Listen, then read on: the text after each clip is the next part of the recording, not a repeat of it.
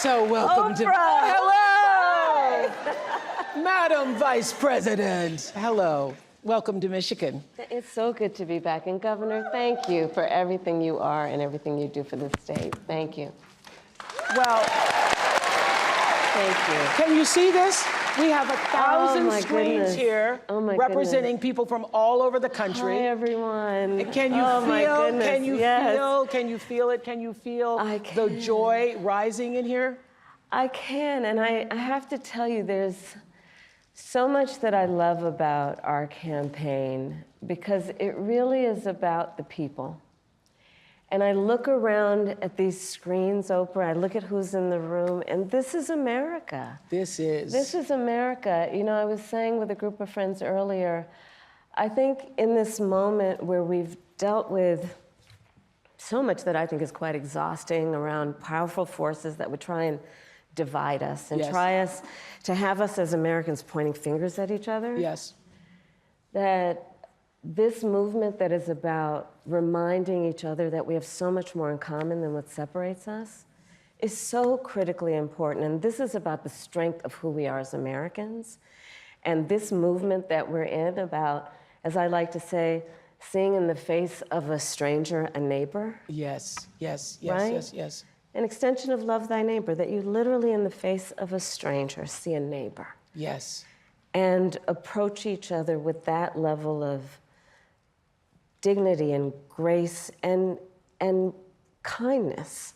Well, that's exactly what happened with the Win with Black Women. I know you've known Joe Taker for many years. Thank you, my That's dear. exactly what happened.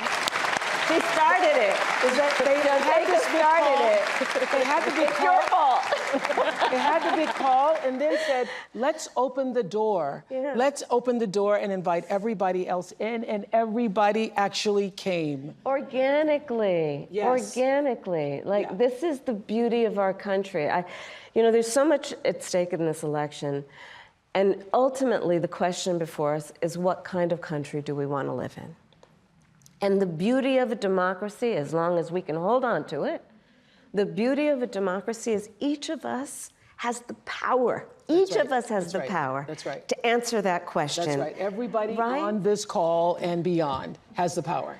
But can I just start with this? Yes, please. I have to say this because in all of my private conversations, Gail, and I've said this 100 times, and everybody is saying it, you all have said it, I know you have.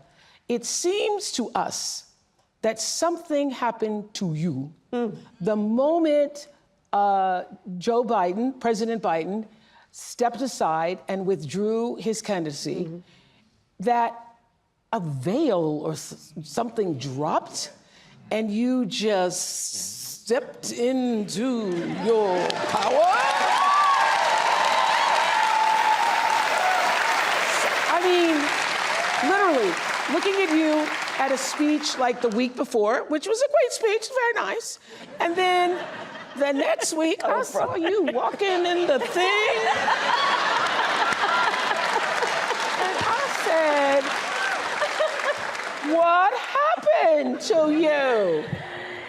You know, we each have those moments in our lives where it's time to step up. Time to step up. Time to step up, you know? Well, the moment you heard, I mean, I really have been saying to people, it felt like a veil dropped and you sort of stepped through that veil. Did you feel like that?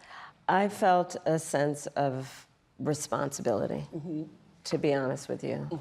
And with that comes a sense of purpose. But I mean, we're all here and you all are taking time out of your busy lives, everyone here, everyone on the screen, because there really is so much at stake. You know, I have spent the majority of my career being concerned about the well-being of other people. Yeah. As I've said, in my career as a prosecutor, I never looked at a victim or a witness and asked them, are you a Republican or a Democrat? The only thing I ever asked them is, are you okay? Are you okay? I know when I heard that. You know? Touch me. And traveling this country and knowing what is at stake in terms of fundamental freedoms, what's at stake in terms of fighting against hate and those efforts to divide us. And I do know that I'm in a position to do something about it. So I felt a great responsibility. And the incredible power of the people, right? Who And I'm not the only leader in this. We're all leaders in this. This is so much bigger than me. It's about who we are as Americans. And it's about making clear what we stand for. And what we stand for is, it is about the ideals upon which we were founded, including the importance of freedom and the importance of independence and the importance of dignity and purpose. But it is also about what we stand for in terms of our values. I think of it this way. I think a lot boils down to values. I just said values are on the line here. It does. I mean, think about it, Oprah. The idea that some would suggest, and that my opponent suggests, which is that the measure of the strength of a leader is based on who you beat down. Come on. The real measure of the strength of a leader is based on who you lift up. And it's important for us absolutely to articulate that. You know, ever since the debate, we feel for our fellow citizens in Springfield. Do you not think about the fellow citizens in Springfield, Ohio, the Haitian families, the non-Haitian families, everybody having to deal with this lie that has endangered the lives of Haitian people and anybody who looks Haitian? Everybody in America feels for that. And everybody in America, left, right, middle, has concerns about immigration. Yeah. And I'm told that Justin, where are you in the audience? Justin. Hello. In our audience. Hello, Madam Vice President. Hi, Justin. You live in Michigan. Yes, ma'am. Don't you love saying hello, Madam Vice President? I do. What's your question? It's an immigration question. My question for you is, when you become president, what would be your specific steps? Yeah, of course. What would be your specific steps to strengthening the border? So it's a wonderful and important question. You know, my background was as a prosecutor, and I was also the elected attorney general for 2 terms of a border state. So this is not a theoretical issue for me. This is something I've actually worked on. Okay. I have prosecuted transnational criminal organizations for the trafficking of guns, drugs, and human beings. I take very seriously the importance of having a secure border and ensuring the safety of the American people. Sadly, where we are now can be traced most recently back to the fact that when the United States Congress, members of the Congress, including some of the most conservative Republicans, came up with a border security bill. And here's what that border security bill would have done. It would have put 1,500 more border agents at the border. Let me tell you, those border agents are working around the clock. It would have just been about giving them some support and relief, which is probably why the border agents actually endorsed the bill. It would have allowed us to stem the flow of fentanyl. And I'm looking at people from all over the country here, so I don't need to tell the folks who are watching this what fentanyl has done to families, to kids in our country, and the need to take seriously stemming the flow coming into our country and addressing that extraordinary and tragic issue in terms of its effect. The bill would have allowed us to have more resources to prosecute transnational criminal organizations. And it would have been part of the solution. And Donald Trump called up those folks and said, don't put that bill on the floor for a vote. He blocked the bill, and you know why?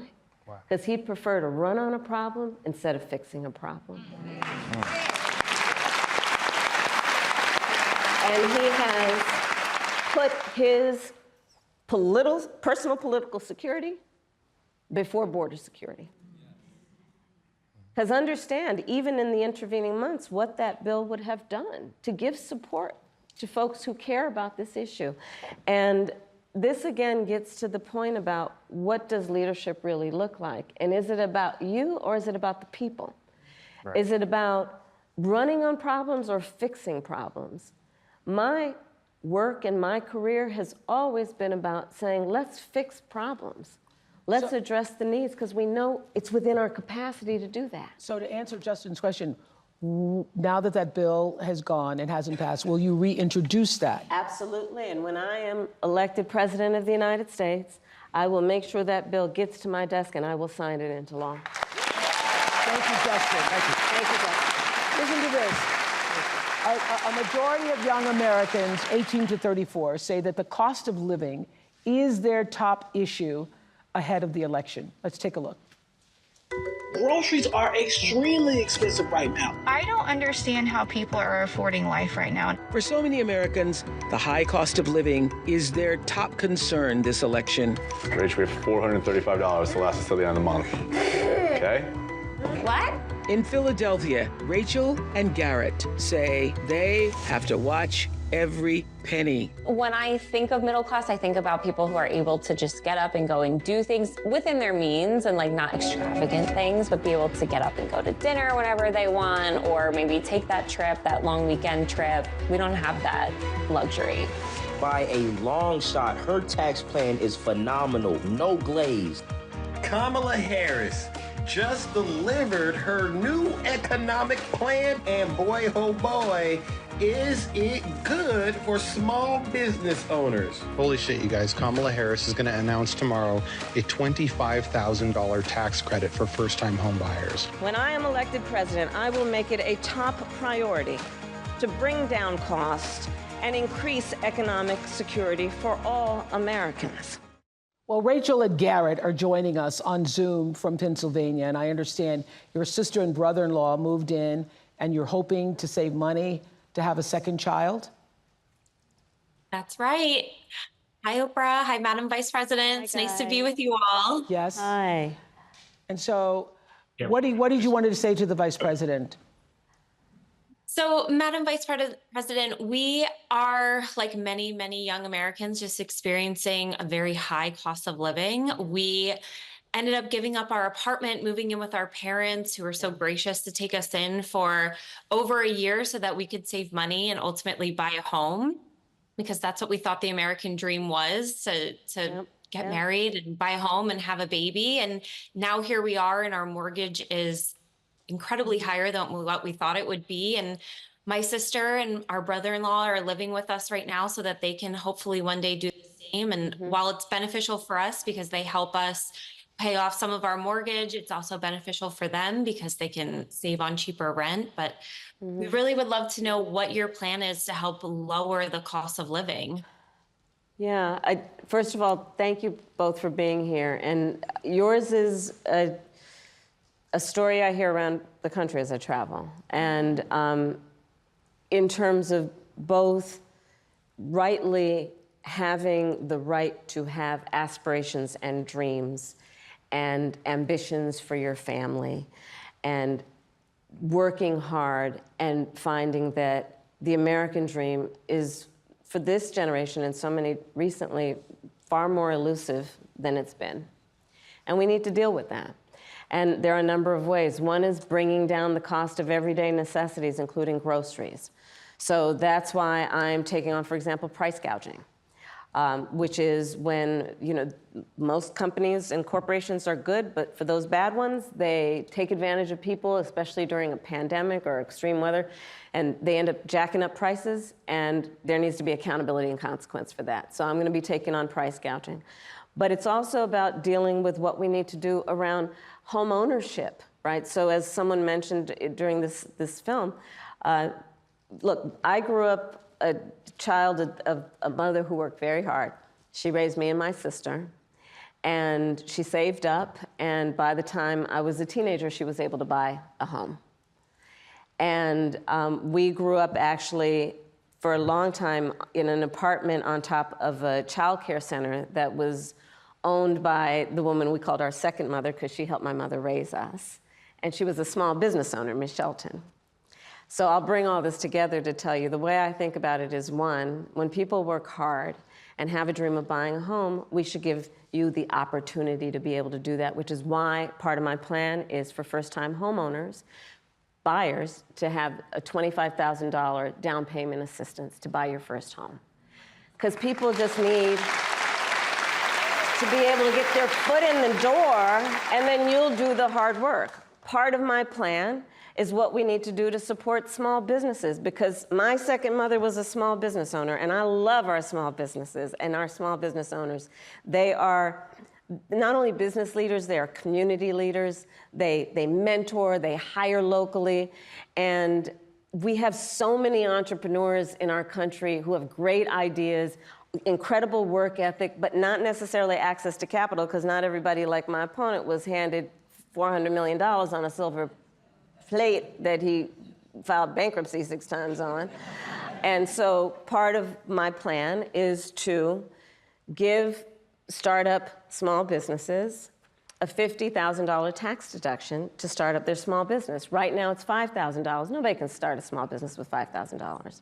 So that's part of my plan. That's a teeny tiny business. That's a business in teeny tiny business. It's a concept of a business, right? Yes. You know where I'm going. That's right. And it's still on paper with the $5,000. Right. It's still on paper. It just hasn't happened, right?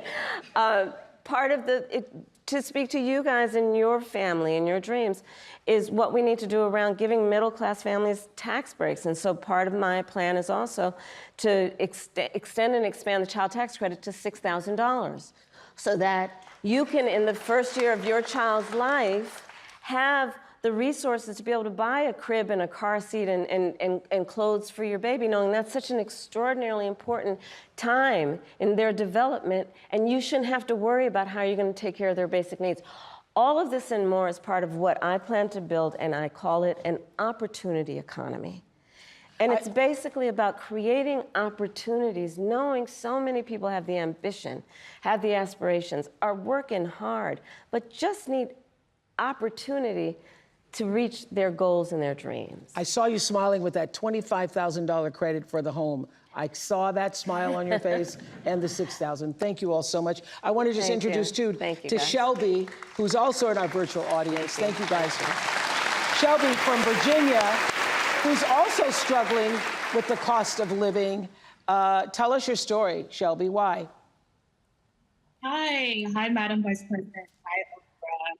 I'm 24 years old. I'm a graduate student living with my parents, and I want to move out next year and potentially buy a home. And I'm concerned about the affordability of one with the extra costs and bills that I'm paying now, along with the bills and costs I will pay in the future too.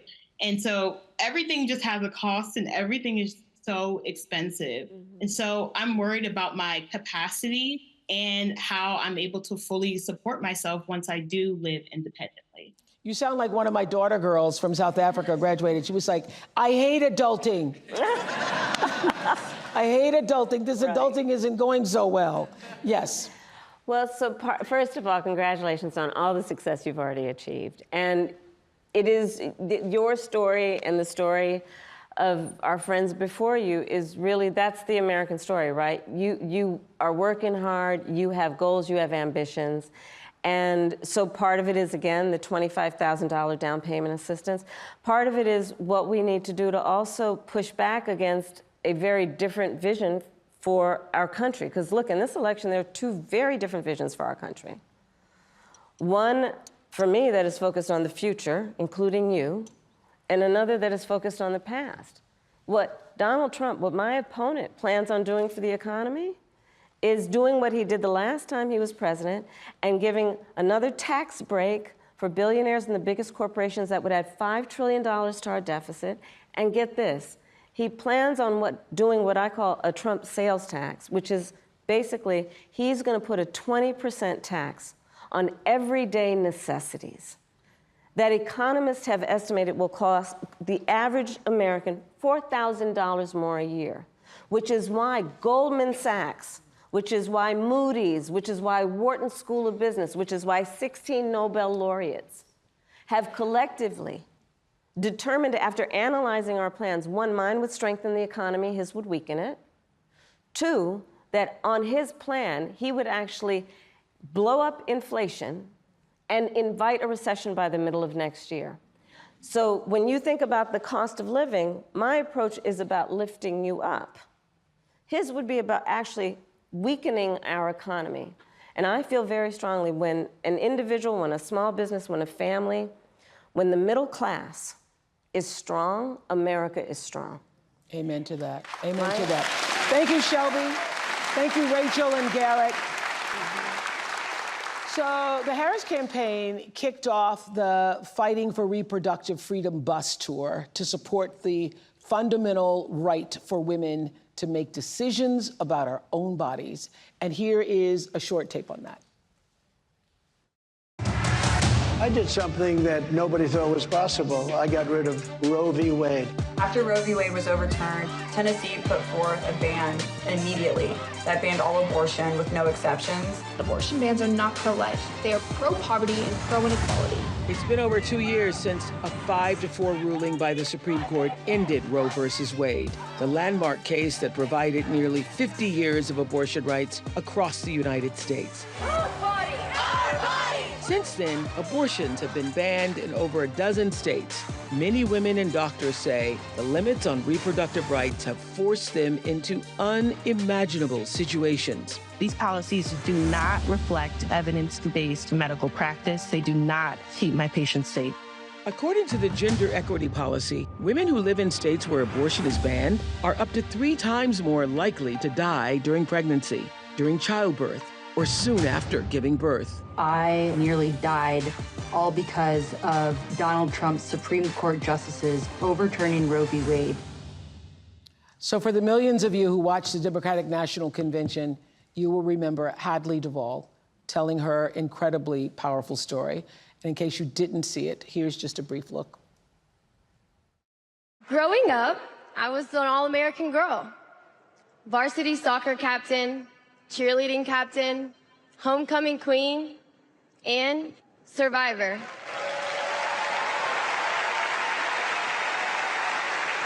I was raped by my stepfather after years of sexual abuse.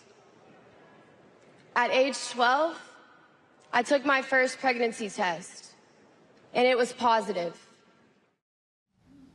Hadley is here. Stand up, Hadley.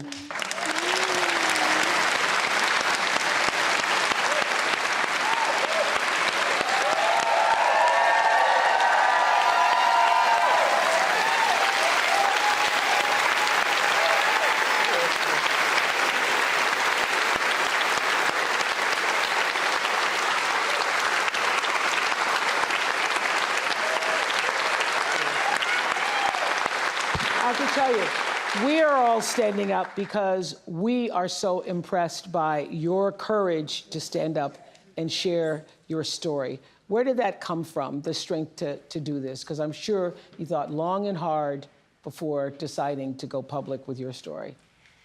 When Roe v. Wade was overturned, thanks everybody, I woke up with a harsh reality of my abuse was over, but my story is not.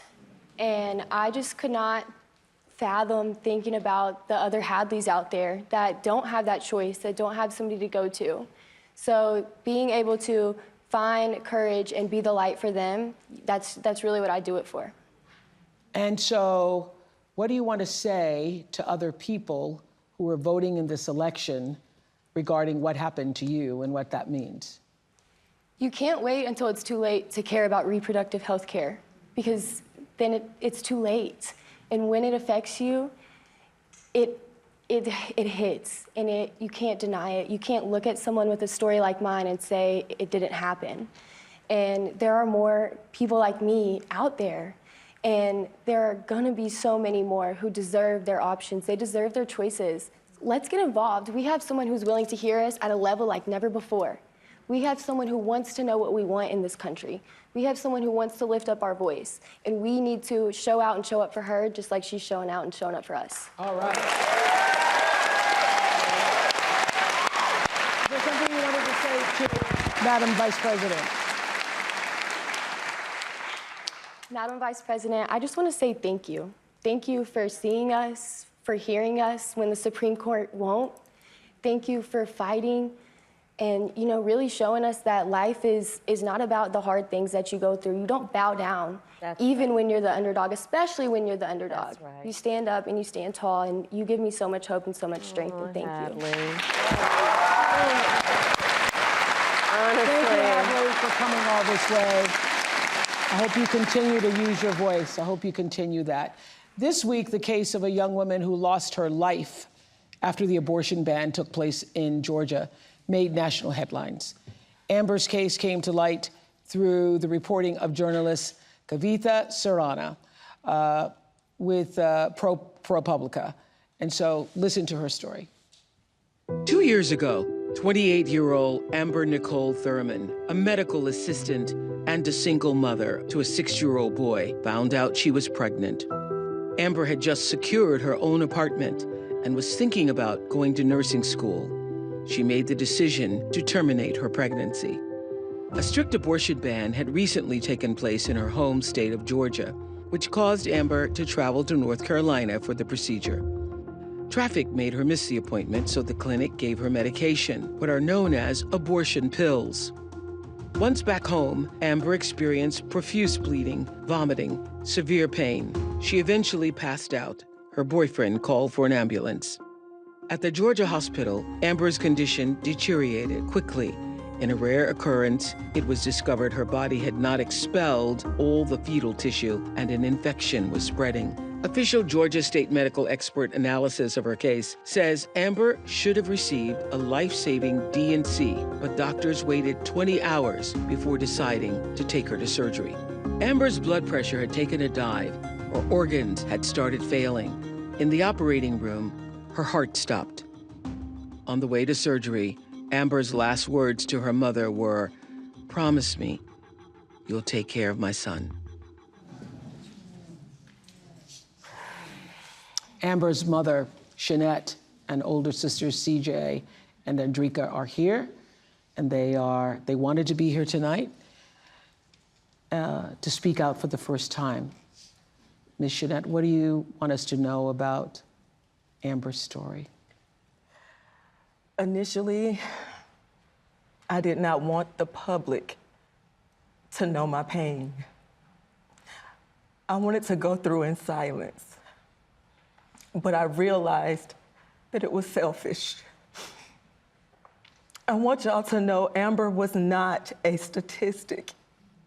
She was loved by a family, a strong family.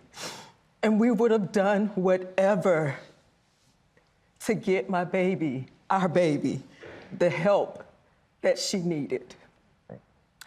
When ProPublica came to my home, I pushed them away. No, but Kavithia, she was persistent. She said, it was something that you needed to know. You have to hear me. Women around the world, people around the world need to know that this was preventable. 2 years later, after speaking with my daughters, because I lost strength, I lost hope, you're looking at a mother that is broken. Mm-hmm.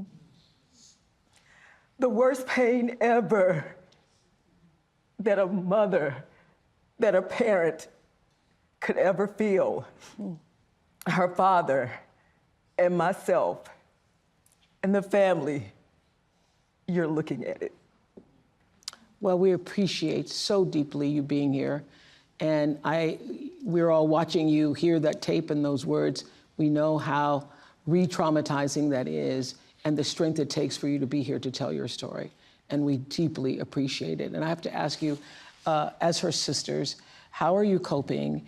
And what does knowing that this could have been prevented, how does that sit with you? How do you cope with that on a daily basis? I mean, it's heartbreaking. You know, that was my baby sister. I loved my baby sister, you know. I'm beyond hurt, disappointed. I feel guilty. I wish I could have helped her, you know, because she was suffering. Mm-hmm. And we had no idea. We trusted them to take care of her, you know. Mm-hmm. And they just let her die because of some stupid abortion ban. They treated her like she was just another number. Mm-hmm. They didn't care for her as if, you know, she was their daughter or their, you know, granddaughter. Yeah. You know, and she's not here. She'll never come back. Yeah. Andrika, what do you want to say? I want to say that it's very disheartening that my sister was allowed to suffer for 20 hours. She suffered. It was nothing that we could do to help her. We trusted the healthcare professionals to do their job and save her, but they failed her. Well, I think the most powerful thing that you've said here, Ms. Jeanette, is that your daughter is not a statistic. She had a life. She was loved by her sisters, loved by her family, loved by those who knew her, and she's not just a statistic. And we are happy to speak her name tonight in this room, talking about what this country needs in terms of reproductive rights and freedom. What do you want to say, Madam Vice President? I'm just so sorry. And the courage that you all have shown is extraordinary, because also you just learned about how it is that she died. And they just recently learned, yes. How? Yeah. And Amber's mom shared with me that the word over and over again in her mind is preventable. Yeah. Preventable. That word keeps coming to her. Mm-hmm. And this story is a story that is sadly not the only story of what has been happening since these bans have taken place. And, you know, so just to step back in terms of how we got here, the former president chose 3 members of the United States Supreme Court with the intention that they would overdo the protections of Roe v. Wade. Mm-hmm. And they did as he intended, and in state after state, including yours, these abortion bans have been passed that criminalize healthcare providers. In a couple of states, prison for life, Oprah. Prison for life in a couple of states for a doctor or a nurse who provides health care. And so it seems very apparent. Even when the mother's life is in danger. But see, here's the problem with that. Here's the problem with that. So is she on death's door before you actually decide to give her help? Mm-hmm. That's the problem. Is that what we're saying? Yeah. That you've got to prove you're on death's door. Like literally a doctor or a nurse has to say, she might die any minute, better give her now care. Mm-hmm. Because otherwise I might go to prison for life in some cases. Mm. Think about what we're doing in terms of saying that certain people who are in these state houses, and then starting with the former president of the United States, think they're in a better position than a doctor or a nurse to determine when their patient needs medical care. This literally, and Amber's story highlights the fact that among everything that is wrong with these bans and what has happened in terms of the overturning of Roe v. Wade, it's a healthcare crisis. It's a healthcare crisis that affects the patient and the profession. And going back to Hadley's story, and Hadley, you've been so remarkable in telling your story and being so strong in the way you do it. And both of these stories really, I mean, the courage. Y'all, I love that. That's a big takeaway, because we're all feeling really good right now. But what really matters is, what are we going to do? Absolutely. What are we going to do? Thank you so much, Star. I see somebody else on the screen, Julia Roberts. Hi, Julia. Hi. Hi. I heard you were so excited you wanted to be here tonight. Why?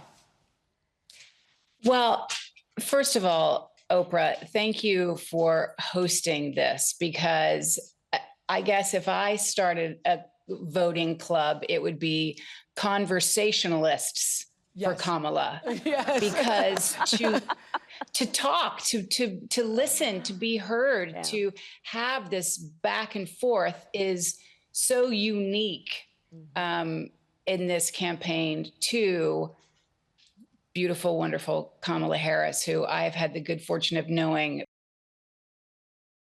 And I am a mother of 2 kids. This is their first chance to vote in an election. And I couldn't be more excited for them to have the legacy to say that their first vote they ever cast for president was for you. I have just chills saying that out loud. Are you all going to the polls together? Are you organizing a party? Are the Motors having a poll party? What's happening? I wish we were all going together. In fact, you know, they are in college, so we will be separated on the great day, but in spirit united always for what we believe in and what we, you know, I feel like it's interesting. We talk so much about being Americans united for something, but this has become such a global representation of our country and what we stand for. And I get to travel internationally a lot. And I want people to say, oh, you're American? And not, oh, how's it going over there? You know? Yes. So I want to get back to that space. Exactly. Thank you, Julia. Exactly. Thank you. And hey, there's Tracy Ellis Ross coming up there. Tracy, now listen, if anybody should have a voting party, I think it should be at your house because you have great parties, girl. I just want to say hi, hello, Madam Vice President. It's just an honor. I actually have never met you, which is crazy. And hi, Oprah. Wait, what did I miss? We just saw each other the other day. Okay. Oh, hi, Tracy. Hi. Hi, Oprah. How you doing? Hi, good. Yeah. This is exciting, though, isn't it? Isn't it exciting? It's exciting. It's exciting because I believe in democracy. I believe in the future of our country, in reproductive freedom, bodily autonomy, women leading. I believe in decency. The idea of leading with joy and kindness has always been in my DNA. And I'm here both for the seriousness of this election, but the joy with which it is being handled. It is stunning. And then I also really want to remind everybody, it hasn't been mentioned, but voting up and down the ballot is incredibly important. Your freedom and your daily life are all the way up and down that ballot. People are policies, and we need the right people in all areas, all positions. And then I would like to say to you two women, thank you for what you represent, because as a 52-year-old childless woman, I want to say to the people who think that a woman's worth is measured in her baby count, I mean, shout out to all the amazing mothers, but the childless women have been mothering the world and elevating culture as aunties, godmothers, teachers, mentors, sisters, and friends, and the list goes on. And you do not need to push out a baby to help push humanity forward. Amen to that. Thank you so much, Tracy Ellis Ross. Thank you so much. So another important issue this election is, of course, our safety. And just 2 weeks ago, our country experienced yet another horrific school shooting. Watch this. It's 10:30 a.m. at Robb Elementary in Uvalde. The school is recognizing my 10-year-old daughter, Lexi, for receiving all A's. 30 minutes later, a gunman murders her, 18 classmates and 2 teachers. In the last 25 years, there have been 417 school shootings in the United States, and more than 383,000 students have experienced gun violence while at school. More children and adolescents are killed by guns each year than anything else nationwide. Just 2 weeks ago, Appalachia High School in Winder, Georgia, became the latest area to face every parent's worst nightmare. Tonight, breaking news as we come on the air, the deadly high school shooting, 2 students and 2 teachers killed. Police and parents racing to the scene outside Atlanta. Oh my goodness. There is a shooting at my granddaughter's school. We had to drag our teacher's body into the classroom. We heard him take his last breath. We live in a country where 383,000 children have been exposed to gun violence. Now just sit with that number for a second. It's a number until it's your child. This is not normal, y'all. Yep. This is not normal, and this is not right. Other people in other countries do not have this issue. We, Americans, we have to do better. We have to do better. We cannot continue to just settle for our thoughts and prayers. Lives are being destroyed. 15-year-old Natalie Griffith and her parents, Doug and Marilda, are here. And Natalie, we are so sorry to know that you too have been added to that number because you were in algebra class when you were shot twice by a 14-year-old fellow student. We're so glad that you lived to tell your story. And so how are you tonight? Well, before that thing, the video, I was very happy. I still am very happy to be here and to tell my story and what happened, because it was a terrible thing, and it should not have. What's it called? Where were you shot? Where were you I was physically shot? Right here on my shoulder, and then around here, right wrist. I was saying my that wrist. 383,000 students in our country, the United States of America, have been exposed to violence. That same scene that you experienced in your school. Had you all been having, drills or preparation for what should happen should there be a shooting? I've had intruder drills and fire drills and stuff. In my old schools, we've had a fire drill at Appalachia, but it was the first 2 months of the school year. We hadn't had an intruder drill yet, so we weren't even completely sure where to go in the classroom. We all I remember being huddled. So I was watching your mother, even just when that tape was coming on. It's still very much PTSD, very much traumatic. You're still reliving it. And how has it been for you? How were you notified that there was a shooting at the school? I was notified by a friend. She called me, I was at work. And she called me and she said, "Do you know about the shooting?" With the school that she goes to, the Appalachia. I said, "No, I don't." And then she said there was a shooting at the Appalachia High School. My heart just dropped. My heart just got so heavy, and I could not stop. I had to leave. I told my coworkers, I gotta go, I have to leave. And my first thing I did is drop my knee on the floor and just start praying. I prayed for about 30 minutes for my work all the way to the school. I didn't get to the school on my car. I had to leave my car at a gas station about maybe 2.5, 3 miles. And I walked on foot and I ran because my heart was so heavy. I couldn't get to touch with my daughter.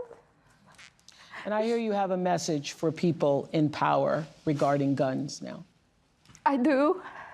I want to finish that story because no parent should go through this. I want to just finish what, the experience. You do not know what feels until it's you. Yes. All those numbers that you show on the TV, a lot of people there here are mothers. What are we doing about this? What are we doing? Let's make sure that everybody listens. Let's make sure that everybody hears it. The whole world needs to hear that we women that have our children, we have a job. That job is to protect our children. That job is to protect our nation. That job is to protect our country. We cannot leave. We cannot let that go on. We have to stop it. Where I was asking earlier, where are those people? All the shooting, where are they? They needed to make a noise. I'm ready to make a noise about this, and I'm ready to stop it. Because no one knows what it feels when you can't find your child, when you call her and you call her just not answering. And when I went through it, it's just me that knows it. And I'm so sorry for those that lost, the children actually died. I can actually hug my child. My child is here, and I gave all this praise to the Lord. Our Father in heaven saved my child. But the other two mothers they lost their kids and the other teachers that died. You know, those people are suffering like I'm suffering. I'm very sorry for them. I'm very sorry that they lost their loved ones. And you have a message for the people in power. Yes, the people in power. Let's make it a change. Let's make it happen. Let's make, let's just not hear about this. Who wants to just hear about this? We gotta change it. We gotta make it happen, you know? And Doug, I hear you're not a registered Democrat, but you now say it doesn't matter what side of the aisle you're on when it comes to this issue. What change do you want to see now that it has affected your family? Common sense, I think the first step would just be metal detectors in schools, make a budget, make a plan. And the people that say, well, we've never really done stuff like that before, I don't care. They didn't have metal detectors at airports at one time. They didn't have metal detectors at courthouses. I think that if a child knew that he would get caught, the likelihood of him trying would be, there may be another target, but it wouldn't be us having to worry about schools being hardened. Yeah. Yeah. I think that Doug has said it so eloquently, which is we just need to apply common sense. And look, I think for far too long on the issue of gun violence, some people have been pushing a really false choice to suggest you're either in favor of the Second Amendment or you want to take everyone's guns away. I'm in favor of the Second Amendment. And I'm in favor of assault weapons bans, universal background checks, red flag laws. And these are just common sense. These are just common sense. I thought it was so powerful at the convention when you said you have guns. No, at the debate. At the debate, I'm a gun owner. Tim Walz is a gun. I did not know that. If somebody breaks in my house, they're getting shot. Yes, I hear that. I hear that. Probably should not have said that. But my staff will deal with that later. Yeah. But you have been a gun owner for a while. Yes, I have. Yes. But here's my point, Oprah, is that I'm not trying to take everyone's guns away. I believe in the Second Amendment. But we have to agree that, look, I did last fall a college tour with college-age young people, so I also did trade schools. And packed audience every time in their auditorium, and I would ask, please raise your hand if at any point between kindergarten and 12th grade you had to endure an active shooter drill. Almost every hand went up. It was bone-chilling. Yeah, this is the way our kids are living. Yeah. And think about it.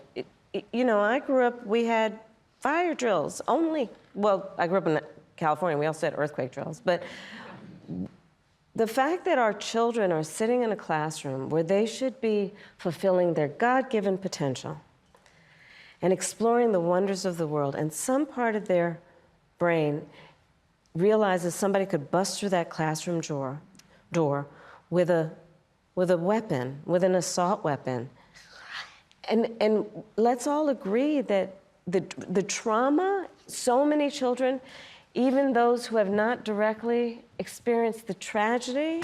Just being in the environment. I cannot tell you the number of young people who, our kids had active shooter drills. They're concerned that there might be somebody who would kill them while they are at school. This is not the sign of a civil society, and it doesn't have to be this way. It does not have to be this way. But we need to have the courage to act.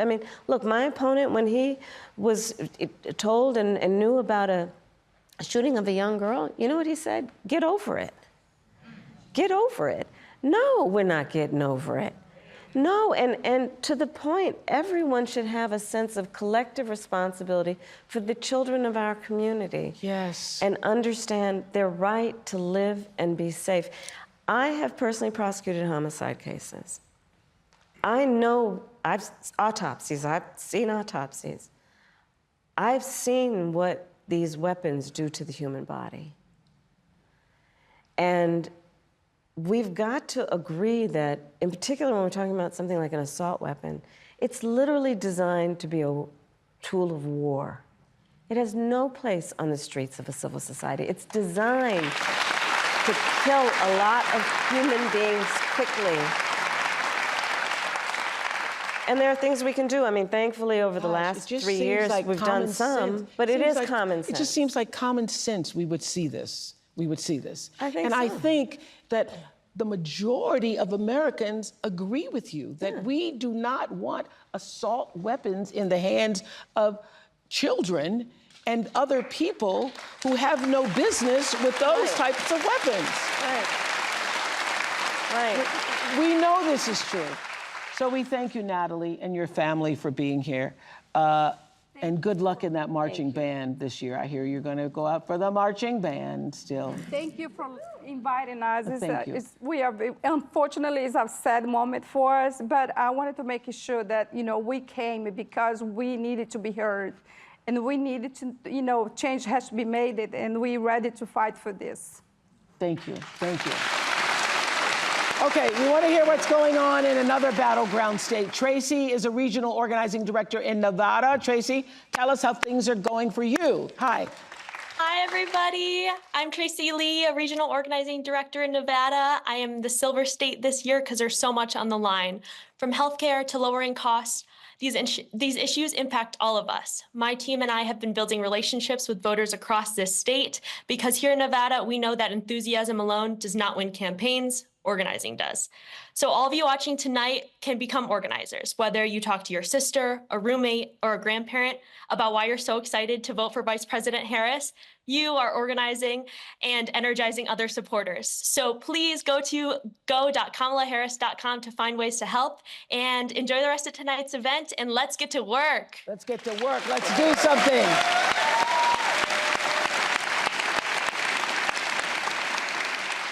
Meryl Streep, hello. You and I.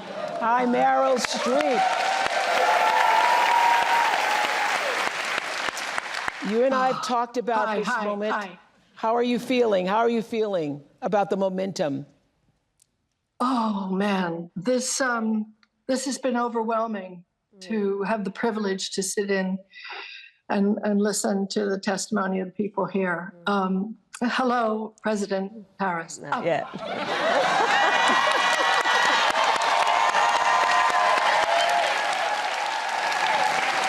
47 days. 47 days, yes.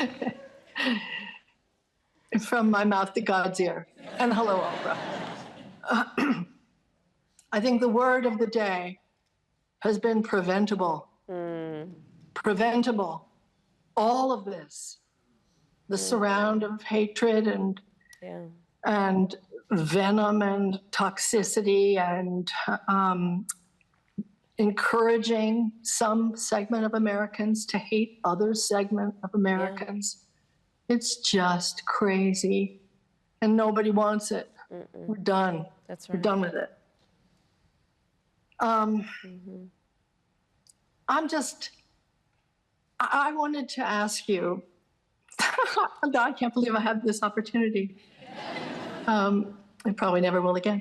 If I have a little Debbie Downer moment, because actually, I think you're going to win. I'm sure you're going to win. But what happens when you win and he doesn't accept it? And you know that there's going to be this long slog of shenanigans. And I'm wondering how we get to that moment, how we preserve certification on January 6th. Because if it doesn't happen,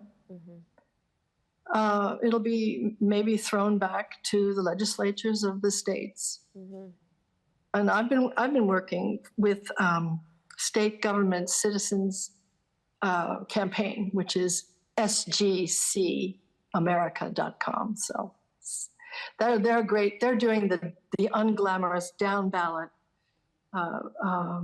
work of promoting those candidates, because I'm worried about it, and I wonder if we're ready for January 7th. 8th, 9th, and what happens? What happens? So we will be ready, but just taking a step back, and thank you, Marilyn, for just the gift that you give, your talent, your creativity. Thank you for being here. One of the things that I have realized in the course of our campaign is that more Americans than we may realize who voted for Trump before have decided January 6th was just a bridge too far.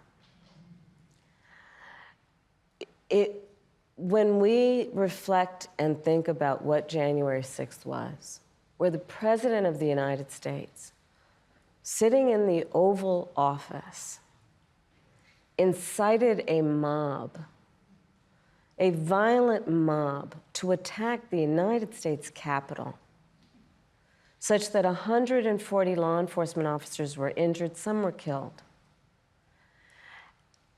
To try and upend a free and fair election where the American people voted, that was a bridge too far for a lot of people. And we have sadly now seen how far he could go. And I think there is absolutely no tolerance whatsoever for the vast majority of Americans for that. And they've seen the lies. They understand, for example, almost every court case, I think every court case where he's challenged an election, he lost. I said on the debate stage, look, because he's having a very difficult time, obviously, processing the fact that 81 million people fired him, right? But, so there is that it really was a bridge too far for so many people that they are not willing to repeat. But the other piece of it is the lawyers are working. It's very important that we all speak to our friends and our neighbors about misinformation and help them now see how it occurs, where it is occurring. It is important that we stand up for the integrity of poll workers and people who are working on election day. And that we also, and this is critically important, that we ask people to be alert about mis and disinformation, and we ask them, do not be afraid to vote. Because I think there is also something quite insidious about these attacks on the electorate in these various forms that are intended to convince people that their vote won't matter. And in that way, there's a little bit of reverse psychology going on here, and let's just make sure nobody falls for it. Your vote does matter, and we cannot let anyone ever take our power from us. We can never let anybody silence us. And when we get those votes out, starting soon, early voting is already going to start this week, I think, through November 5th, and let's make sure everyone votes, and we are going to have a good election day. We're going to fight for the integrity of the people's voice and for our democracy. And, you know, I'll just mention earlier, a couple of folks talked about what this means in terms of the world. You know, as vice president, I've met over 150 world leaders, presidents, prime ministers, chancellors, and kings. And the thing about representing the United States of America is when we walk in those rooms around the world, we have historically and traditionally been able to walk in those rooms, chin up, shoulders back, with the self-appointed and earned authority to talk about the importance of democracies. People around the world are watching right now. Because you see, the thing about walking into a room and being a role model is people watch what you do to see if it lines up with what you say. And in that way, the consequences of this election are directly going to impact the American people and people around the world. That's what we're fighting for, and those are the stakes. And that's why we're going to win, because we know what we're fighting for, because we know what we stand for. Thank you, Meryl. So, thank you, Meryl. What is on your heart to say to the American people as we have 47 days until November 5th. What's on your heart? To say to particularly those people who are still undecided, or maybe indifferent, or on the fence still. We love our country. I love our country. I know we all do. That's why everybody's here right now. We love our country. We take pride in the privilege of being American. And this is a moment where we can and must come together as Americans, understanding we have so much more in common than what separates us. Let's come together with the character that we are so proud of about who we are, which is we are an optimistic people. We are an optimistic people. Americans, by character, are people who have dreams and ambitions and aspirations. We believe in what is possible. We believe in what can be. And we believe in fighting for that.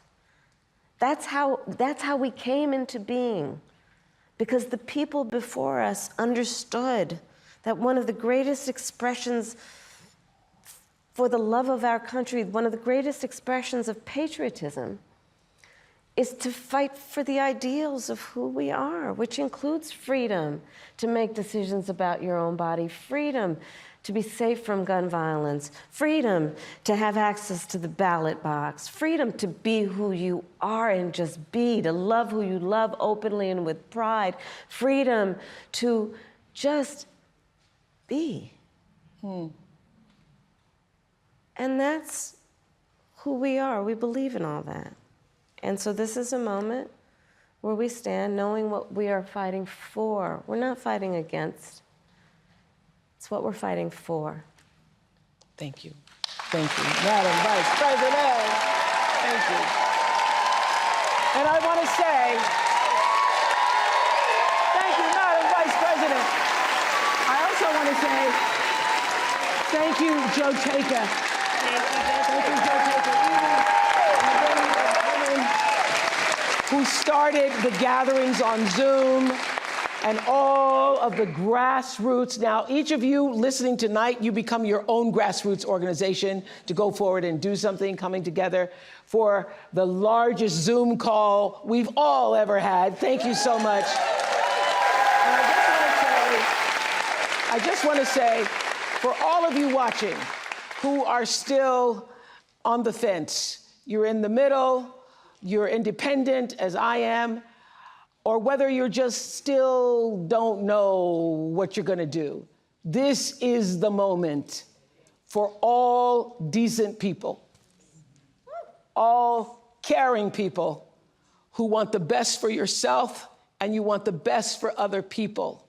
This is the moment for people who are tired of all of the bickering and all of the name calling, people who are exhausted by the craziness and the made up stories and the conspiracies. This is the moment.